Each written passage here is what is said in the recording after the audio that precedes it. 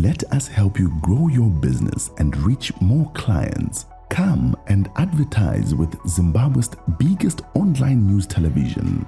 We have a viewership of over 280,000 subscribers on YouTube and plus 369,000 Facebook followers. Bring your video advert, 30 seconds, to put on YouTube or Facebook for $50 per post. A JPEG flyer with text, $30 per post. Text with link, address, contacts and services, $30 per post.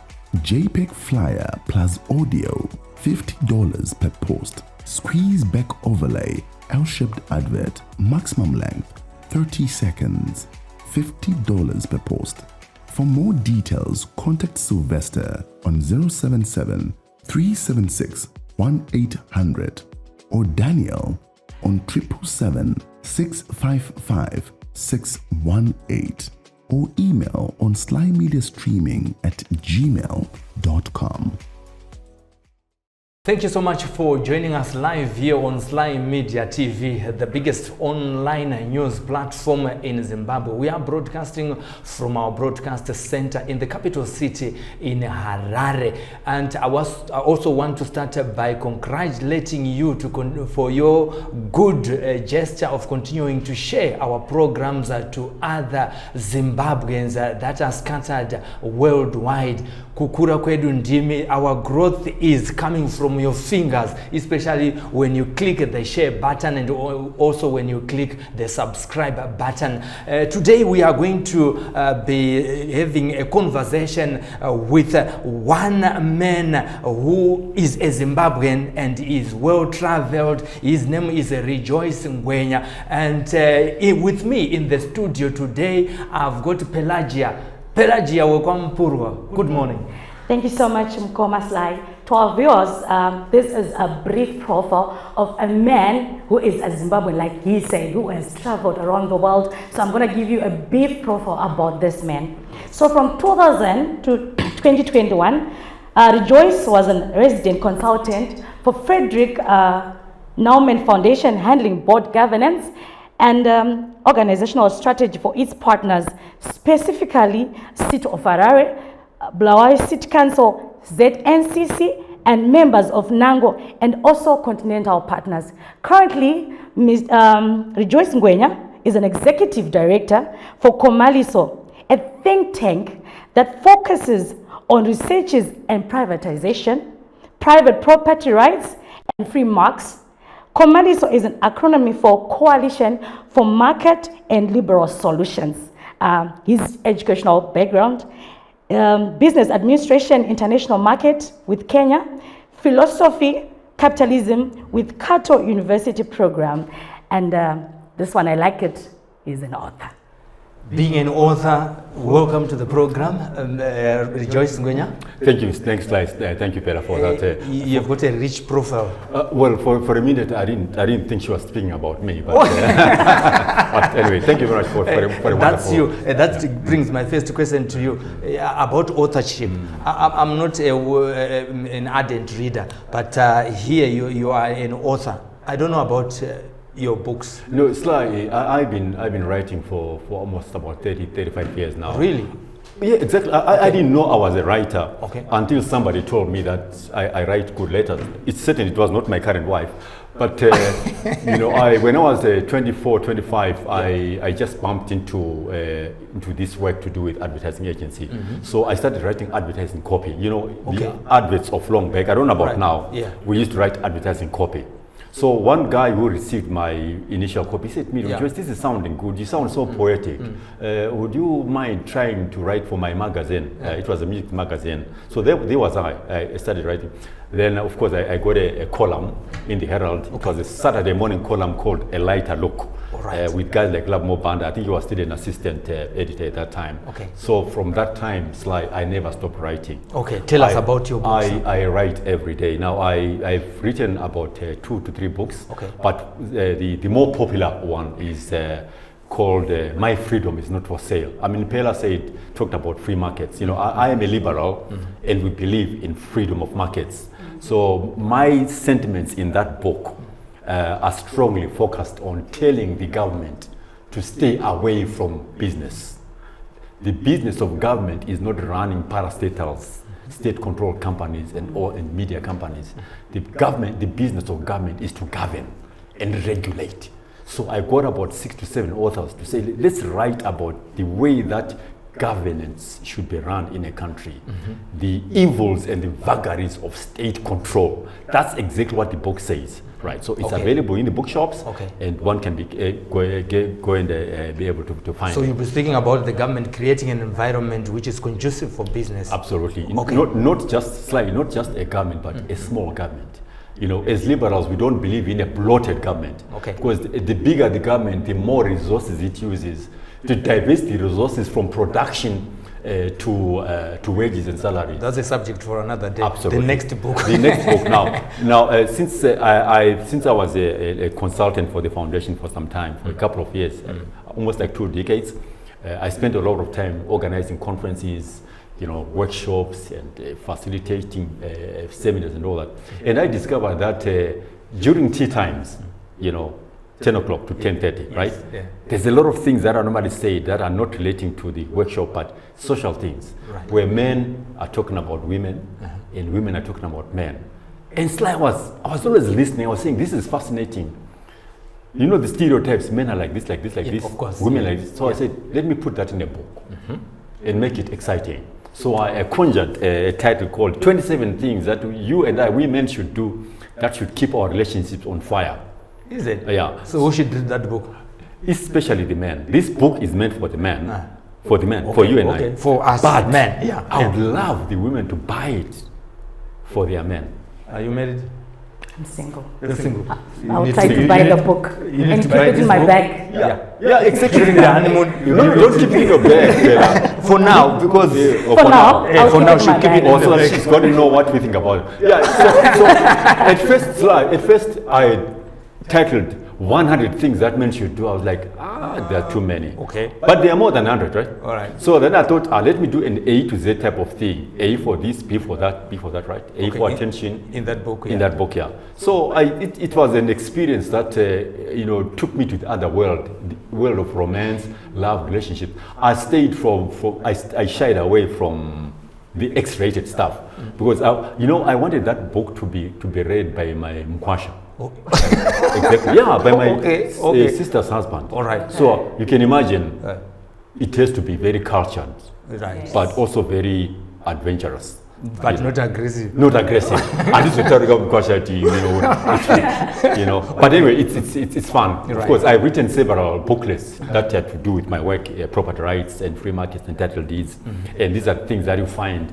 My life is full of those things. Komanisto is stuck its fangs in the matters of property rights and title deeds. So it was important for me to write about it. Where do you find these books? Now, I don't know in such shows whether you mention places, We do. But I've got we are liberals. I've got a good friend who runs a bookshop, a chain of bookshops called Inn of Eight. All right. Yeah, and they're all over the country.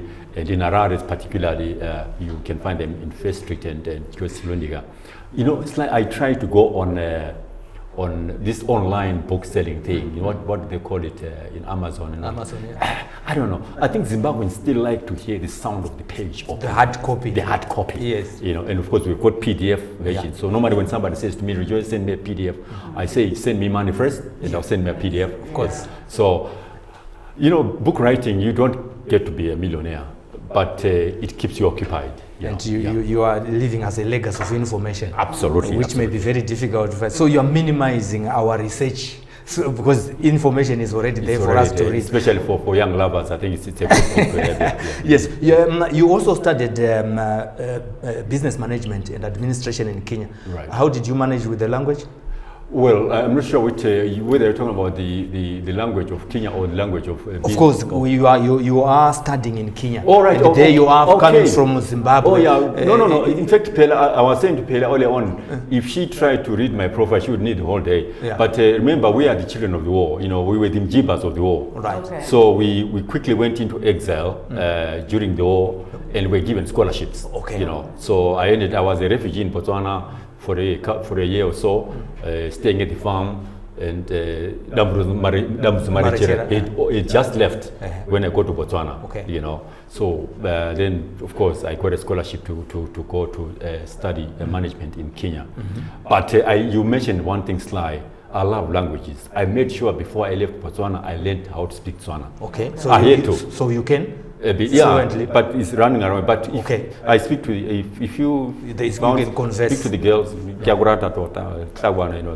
the Kibata na mayakuku. Kibata na mayakuku.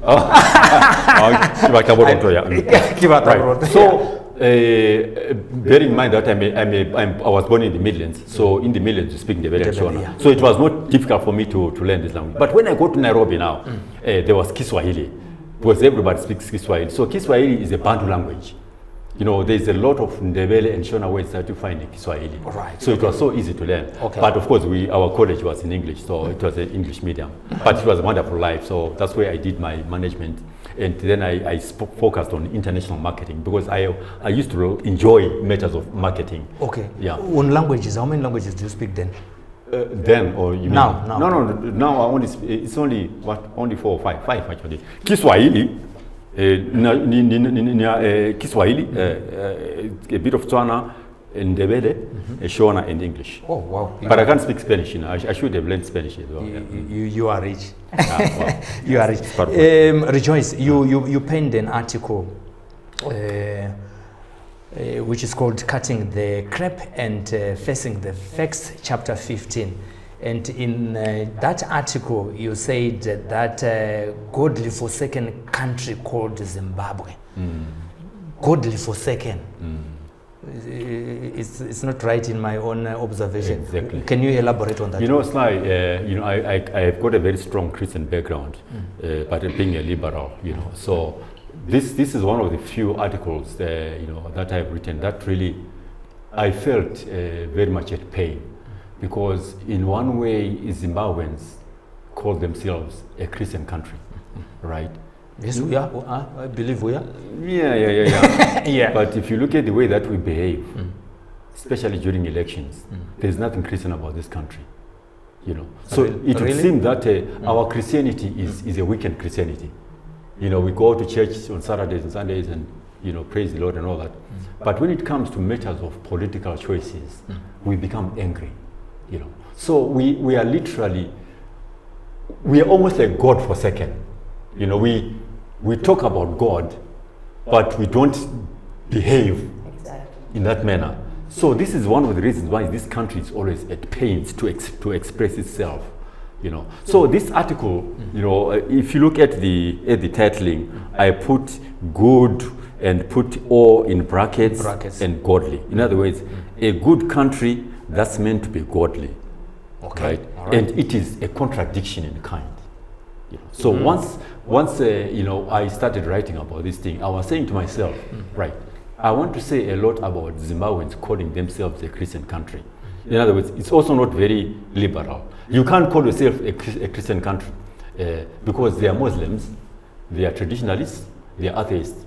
So a country whose constitutional democracy is multi-party and multicultural cannot call itself a Christian country. And this is what the clerics were pushing in the Constitutional Commission at COPA, the Endutaunaches, the bishops and all, saying, no, we should, in the introduction, we should say Zimbabwe, we Zimbabweans being a Christian country. I argued my lungs out. I said, no, we are not going to call us, because you don't behave like Christians. Because especially you Pentecostals, you guys, you're just into money. You know, don't tell me that you are, you know, every Sunday you conspire out to make more money from the poor people. So don't abuse this word. And I got support from guys like Fortune Charumbira. Yeah, we guys are traditionalists. It's taught us you are just pushing us into this Christian thing. But anyway, it was all said in good faith. But I think the constitutionalists then rewrote that paragraph to say, you know, we believe in God. We are a God-fearing nation. I think that's what it appears. Okay, not to say we are a Christian country. Not to say we're a Christian country. So when I wrote this article, I was asking myself and my readers that you being called a people of a Christian country, why are you so relentlessly you know, full of anger and vengeance. And then I had a perfect opportunity to make reference to the monetary policy statement. Sly and the way that Zimbabwe reacted to the new, it was full of anger. And I can understand why. People are always angry about matters of politics and economics.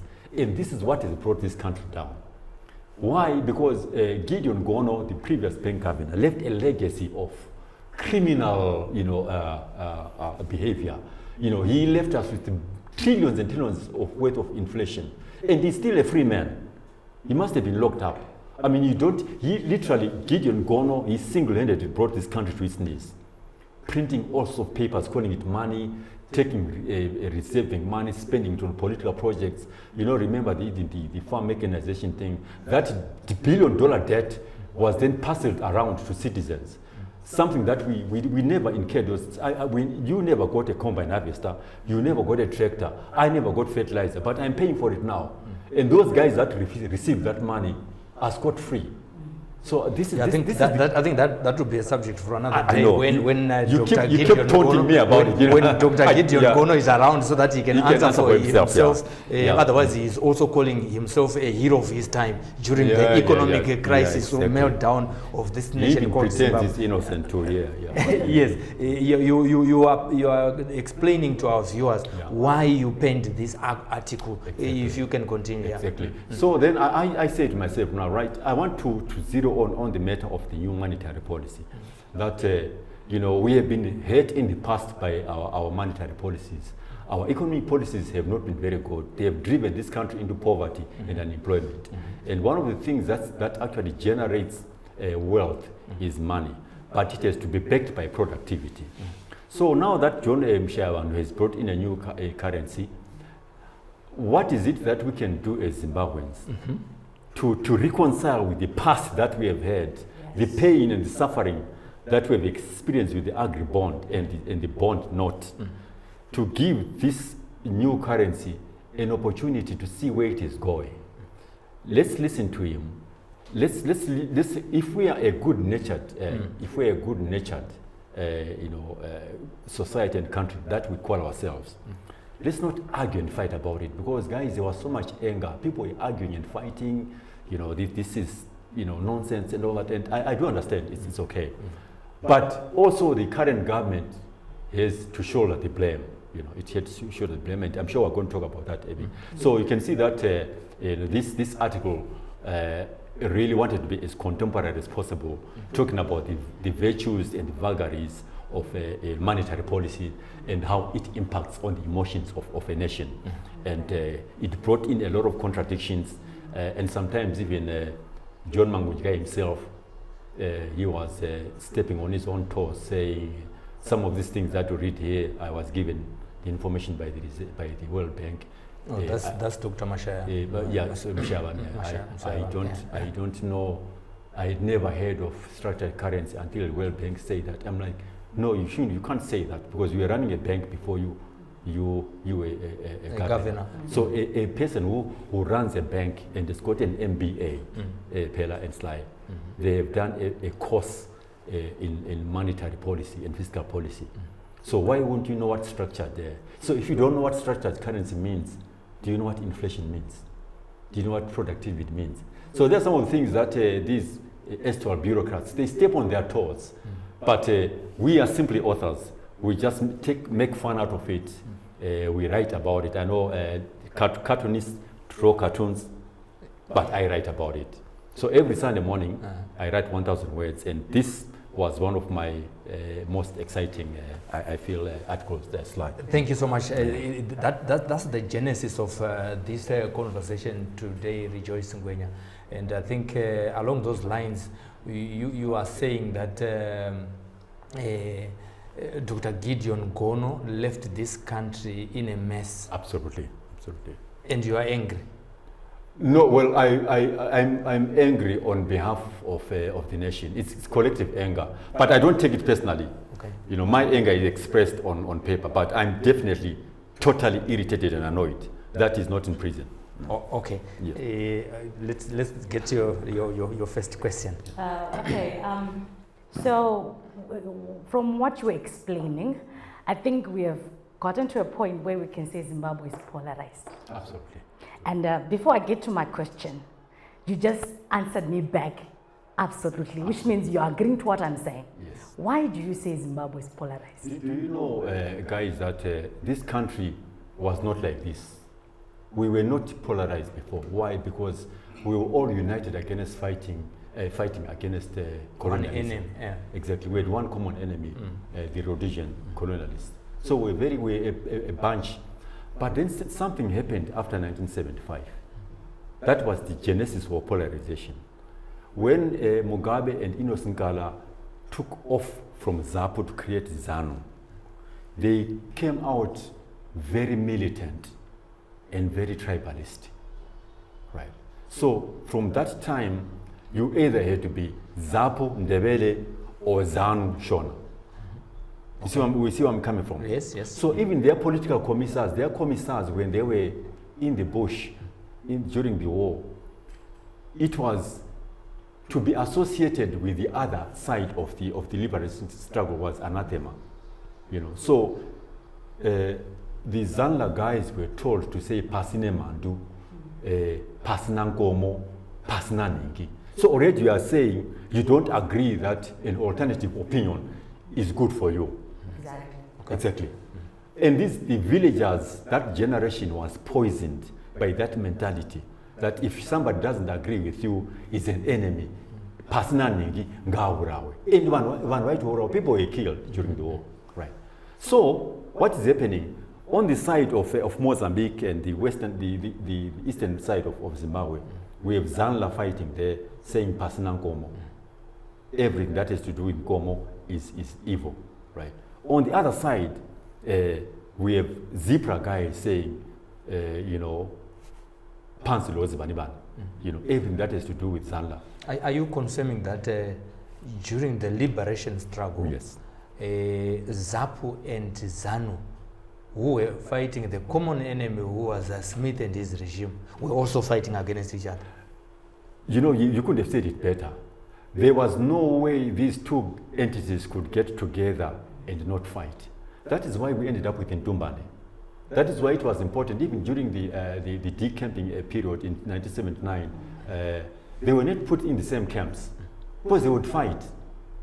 So why? Because Mugabe left a legacy of hatred and division. It was Mugabe who discovered, who coined the mentality that if you do not support ZANU-PF, if you are not of Zanla, you are an enemy. That was before independence? That was before independence, during the war. Okay. So the issue of reconciliation, that's why even when people say Tongogara had it, the impression, the idea of a frontline states, you know, of a patriotic front, was a Tongogara, a Chitepo, Joshua Mkomo idea. That was one way of bringing people together. But we missed that opportunity slide. So we kept on fighting in different directions. Zanla was going this way. Zanla used to call us, we the ZAPU guys, they used to call us Majoa Choa. It's a terrible name. Okay. You know? Yes, it's very hateful. So there was no way you could be a Joa Choa and end up in ZANU-PF territory, you'd be killed. And ZAPU guys used to call ZANU guerrillas Opasi. You know, Opasi means the guys who like to say Pasi. Okay. So, exactly. All right, okay. You know. So there was so much anger and enmity between these two warring factions. There was more enmity between Zipra and Zanla than between Zanla and the Rhodesian forces. Okay. We're hearing from him. And those things will never be written because it's all body. Now we're pretending that everything was. This is the way. Even if you read David Coulter's, you know, a book, I can't remember. I can't remember his title. He talks about violence starting from the 50s, from the 1800s, 1990s. And remember, even some historians who go around saying the Ndebeles from the Mzilikazi, Lupanyula era used to go and raid, you know, you've heard the stories. Cattle from the Mashonaland, you know what I mean? and beautiful women taking exactly, them to Matebeleland. Yeah. Maybe that was happening. Maybe that was a way of culture. But also that has been used to create a division between Zimbabweans. So as a result, even up to today, we are still polarized. We are angry against each other for no reason. I don't know why, but it has got its historical, you know, roots in the story. And Sylvester, If anybody wants to dispute that, I want them to put in writing. You know, it's not theory, it's practice. I was there during the war. I was MGPA during the war, right? And after independence, I continued my work in this kind of institutional entities. And I know that our enmity did not start at Gukurahundi. Gukurahundi was a symptom of what? Exactly. What sort of a nation comes out of a liberation struggle and they start killing each other?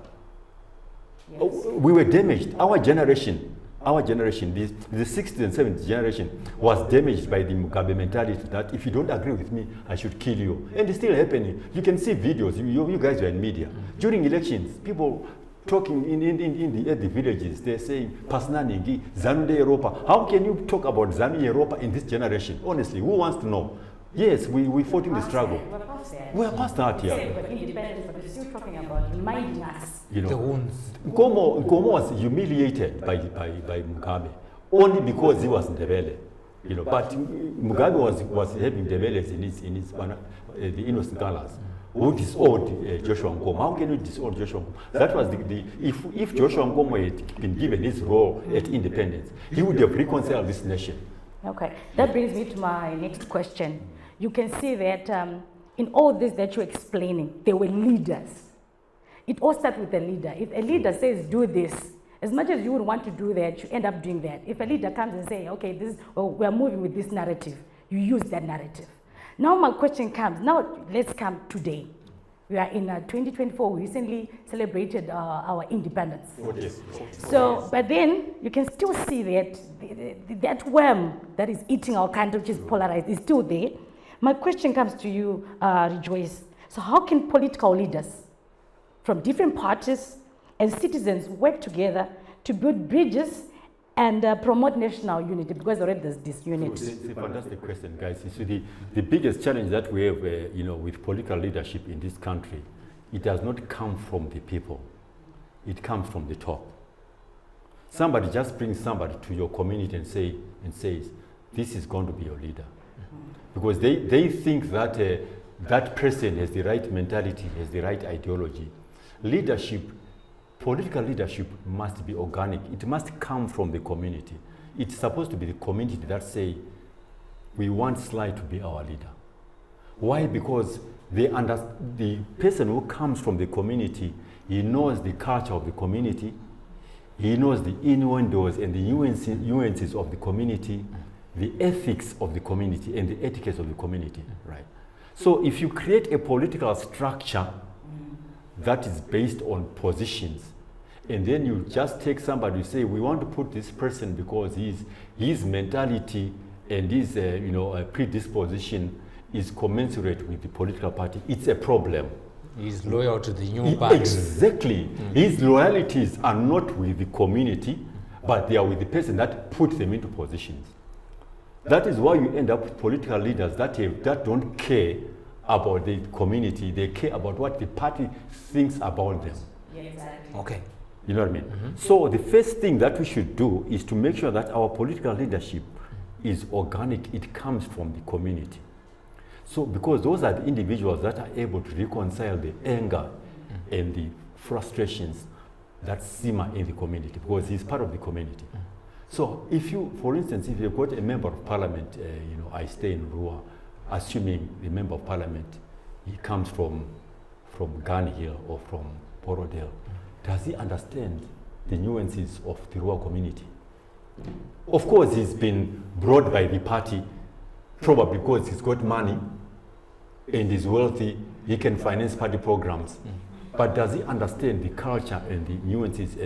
So in order for politicians to be able to reconcile this fissure, they must come from the community because they understand the nuances. So can we say, recently we have a political leader who wake up, he decides to change from the party that he was leading. He says, I'm now leading this new party.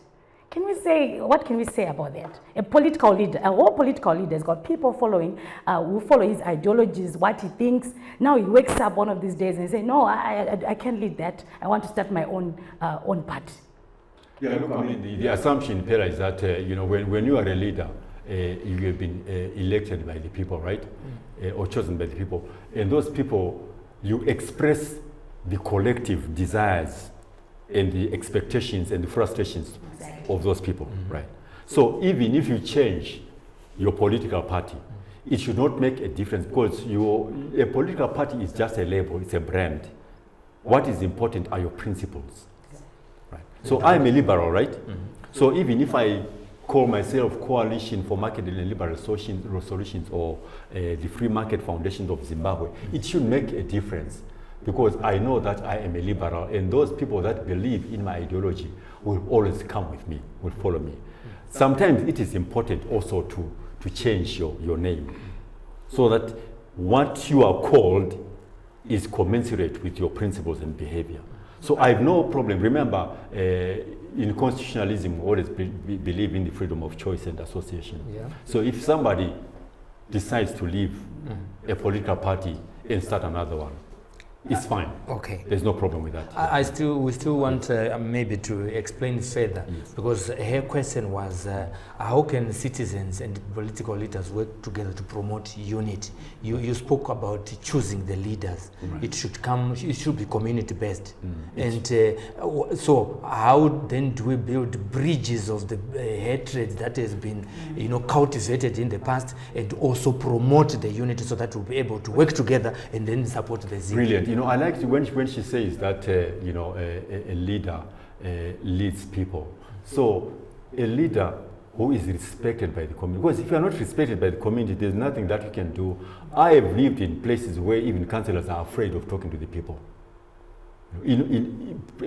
About 10 years ago, we had a councillor who used to come to me to say, I want to organize a meeting. Can you try and put together people for me? So you can see the importance of a leader who comes from the people, who is part of the people, can bring people together. It's almost like a chief. Remember in the olden days, the chiefs would, if people are arguing, the village is arguing about Pekurima or... yeah, it's true there. We cover chiefs as well. Yeah. It's still bringing people together. The chief would sit down and say,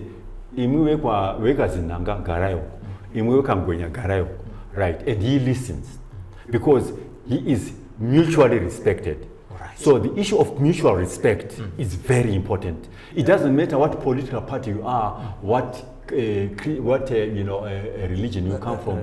If you attract mutual respect, you tend to have the gravitas of bringing people together and reconciling them. Okay. So you lead the people into a trajectory and a path of reconciliation if you are a leader who is mutually respected. But if you have been imposed by a system, you won't have mutual respect. So the only way of bridging this gap that is existing, this fissure, this anger within Zimbabweans, is first of all at community level, to have leaders that have mutual respect.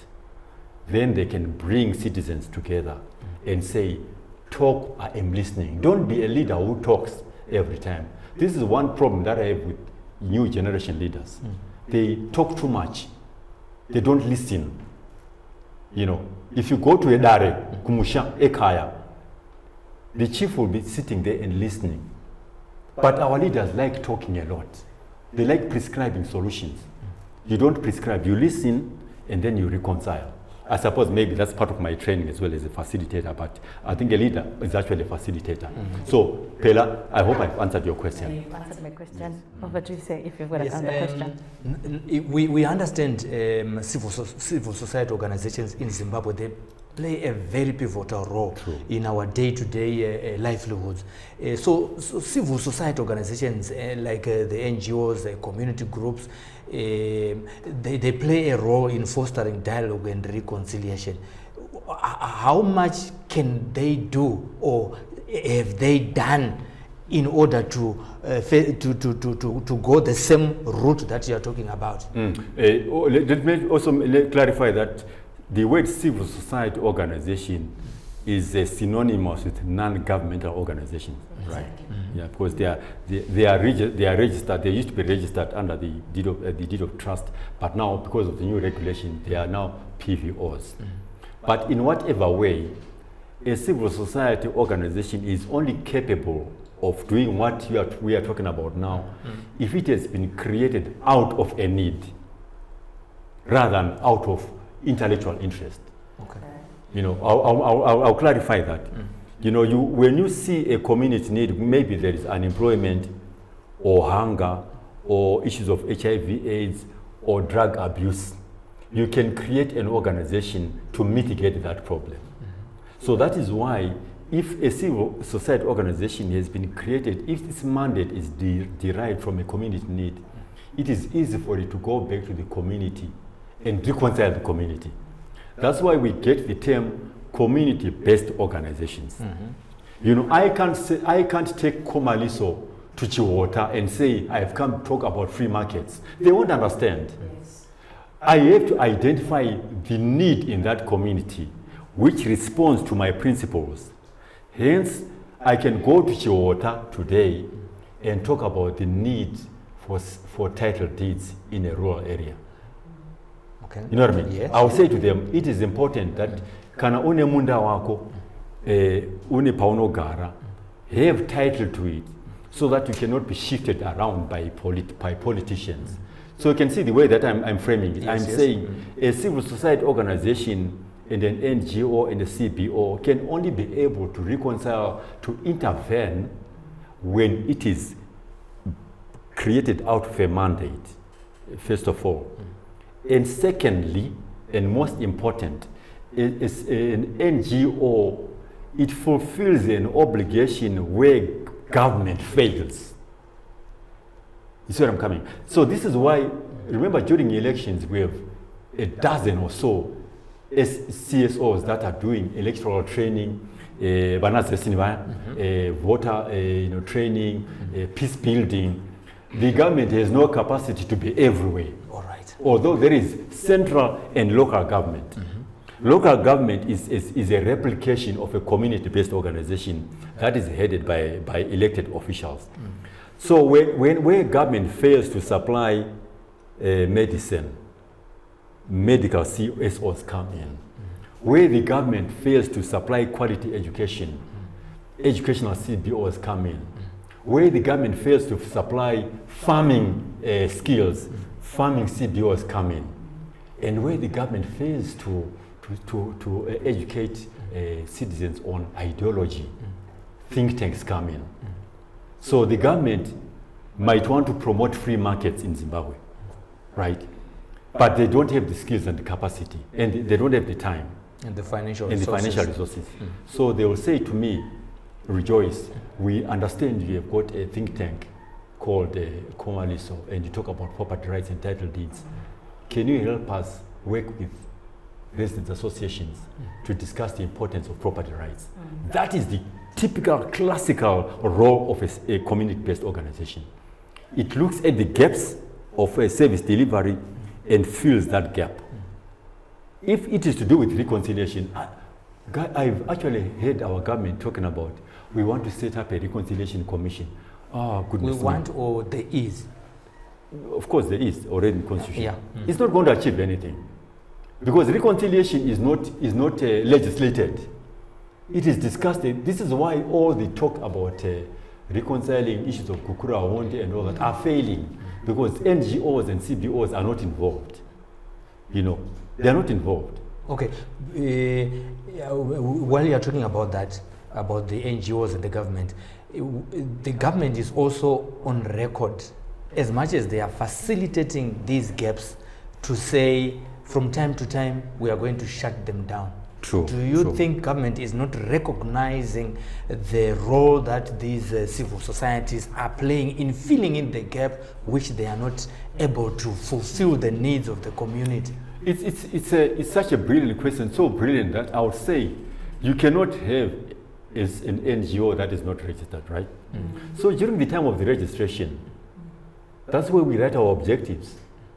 And we take it to the government, and the government gives us a stamp, and we go to our work. So then the government, because our government is obsessed with the issue of controlling citizens. Exactly. It's obsessed.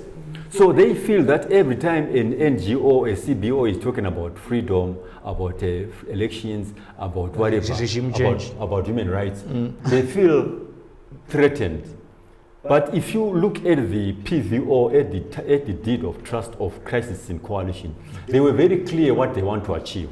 If you look at the deed of trust of ZESNI, it's very clear what they want to achieve. ERC. Yes, ERC, yes.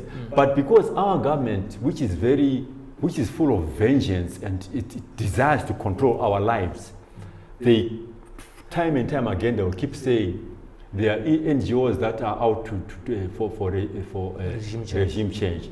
But in the meantime, 5 million people are starving, right? Are facing starvation. And we have to satisfy them. An NGO called WHO, FAO, or World Vision, or Plan International. So they accept the role of NGOs when it suits them. Why? Because they do not understand the nature that constitutional democracy works. Because if our constitution says every citizen is free to set up an NGO and a CBO, why do you want to question their credibility? Of course, people have got different objectives. But to the best of my knowledge, in my professional work, CBOs and NGOs and CSOs mean well. ZNCC is a CSO. CZI is a CSO. ZCTU is a CSO. You see what I mean? So why then does it suddenly become a problem when ZESNI or ERC do some work, or ZPP? Just because they are identifying areas that government should correct itself in human rights. That is the role of NGOs. To look at government, the government cannot do everything. The government is not God. The governments make mistakes. Right now we are busy talking about monetary policy. If that new monetary policy had been given to an economic think tank, they would have perfected it and given it to Reserve Bank and say, guys, discuss it from this basis. But just because our government, generally, some of our government's officials, they despise NGOs and CBOs, they did not take that initial draft to economic think tanks. They should have taken it to think tanks. They would have perfected it. So that's the role of an NGO. Okay, yeah. Okay, and then I have a question. I have this question about media. I should sign anger, right? You This is a family show. You are emphasizing. You're Zimbabwe, so it's coming from the heart. Okay, so there's an issue about media. You know, media, we are now fourth easted. But so many times we find ourselves in very difficult position as media. And I know you understand certain things. Absolutely. So my question now comes that how can media contribute to reducing polarization and promoting balancing reporting? You know, our viewers are watching, they really need to know, because right now media, we tend to be painted this paint, but maybe you can explain to them how as media we can play a role to bringing unity in making Zimbabwe great again. You know, of course, there's a huge evolution now in terms of what media means. There is the formal media, there's print media, there's you know better. State media, state independent, media, right. Actually, it's not supposed to be called state media. It's supposed to be called public media. Okay. Because it's financed by your taxes and my taxes. So those guys there that are in pocket seals, they don't work for ZANU-PF, they work for us. But anyway, that's a talk for another day. For another day. Right. Yeah. Right. As a former media practitioner myself, and as a writer and as a journalist, I've got a problem with current media professionals. Okay. We should ourselves. You've got a problem with us. Yes. I think we need more training, because before we emphasize our role in the communities, in the country, in the development metrics of the country, let's look at ourselves. Are we good at what we are doing it?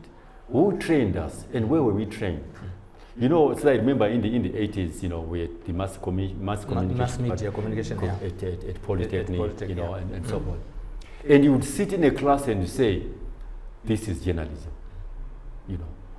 And this is where the history of investigative journalism comes from. You know, where a journalist is you are not just a person who writes stories.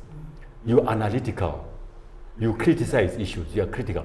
So if you then have a mass production of so-called media people, I don't know how many colleges offer.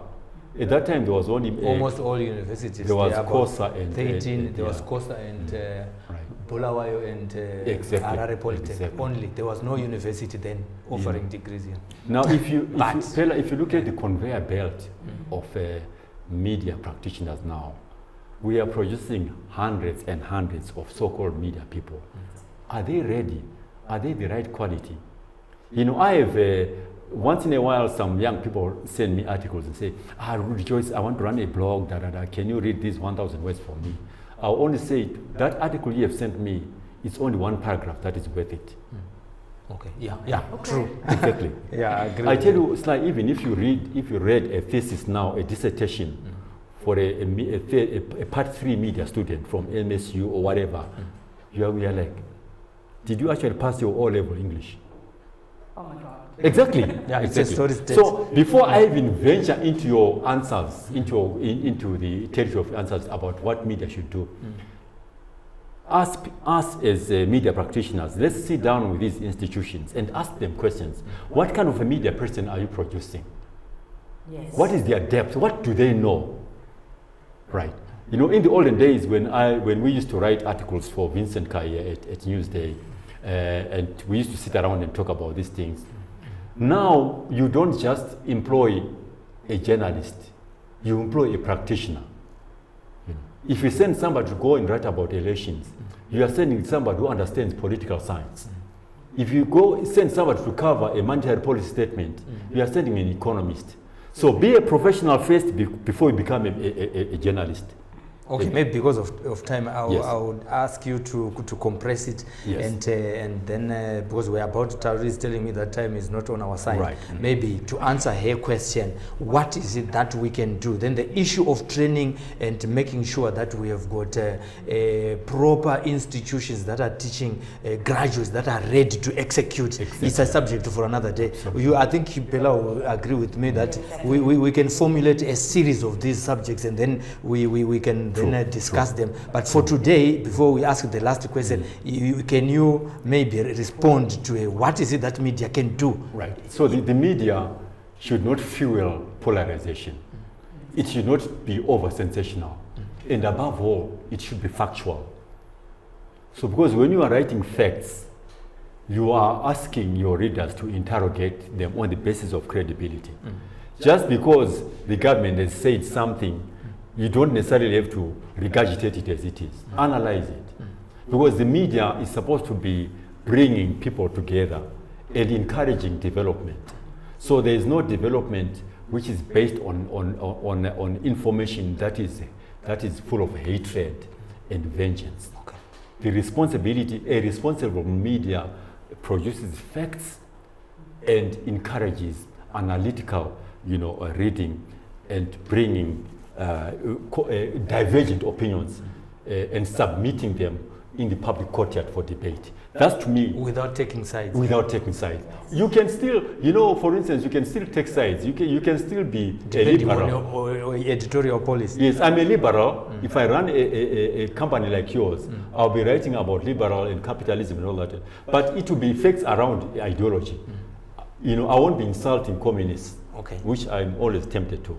So that's the role of the media. Time is not on our side. Right, okay. My last question, which is the reason why you penned this article, is should Zimbabweans come together and support the new monetary, new currency that has been introduced by Dr. Marshall?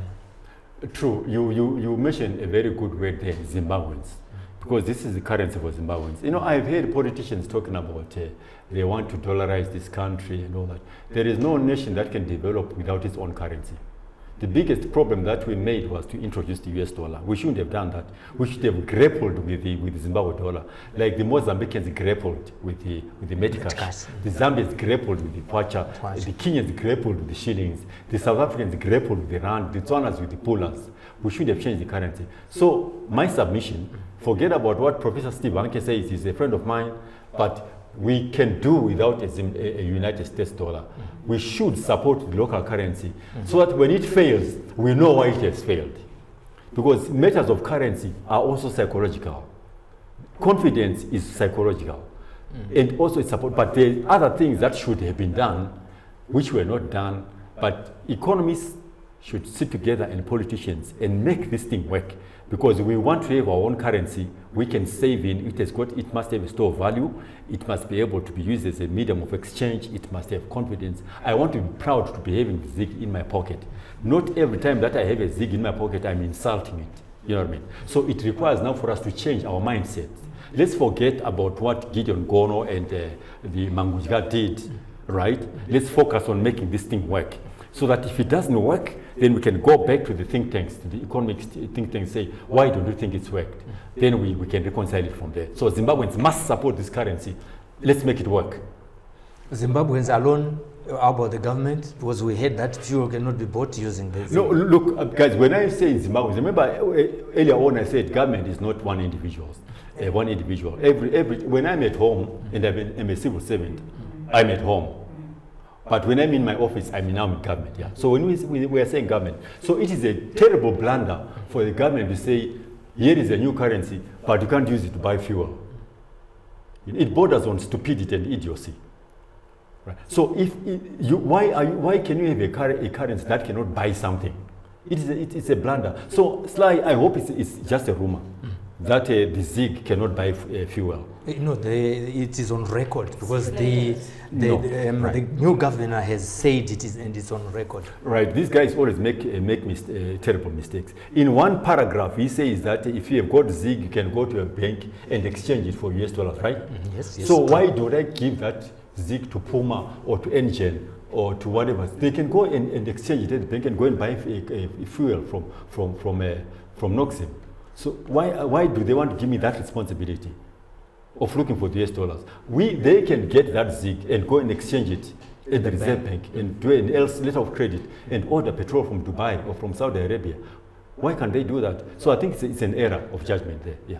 I'll have to take away the mic from you or switch it off because you can talk all day. Yes, Rejoice Mgwena, a son, a Zimbabwean son from Shurugwi, the Botereba there, you know. So you can hear that from your own community, you are fairly represented, I think, from what he has been sharing with us. You can see that he's full of information. But because of our time, Pela, we have to end it here. Yeah, we have to end it here. I hope you really enjoyed and you also learn that whatever we do as Zimbabweans, we should unite because Zimbabwe is our country. At the end of the day, we are all Zimbabweans. We don't know any other country besides Zimbabwe. And there you are, media people. We have been reminded of our role of being the watchdog of the society. So we must do our work in the proper manner without fueling division in the country, irrespective of the editorial policy that your company says.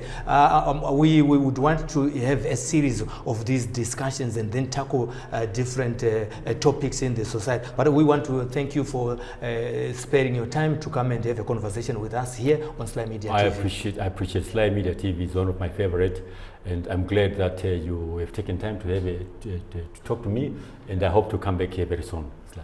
Thank you so much, our viewers, on behalf of Pelagia Mwanaokampurwa and also Tarumbidzwa Rudenya and Evans Tabaguta, our technicians who have made this program possible. Let's meet again as we create a series on Sly Media TV as we continue to build bridges. Bye-bye.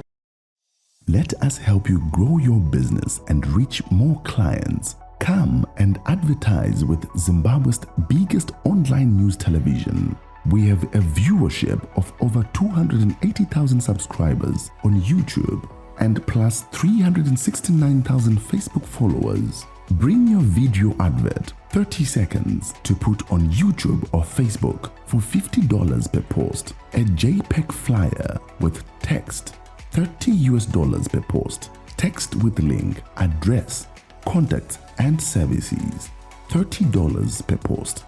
JPEG flyer plus audio, $50 per post. Squeeze back overlay, L-shaped advert, maximum length, 30 seconds, $50 per post.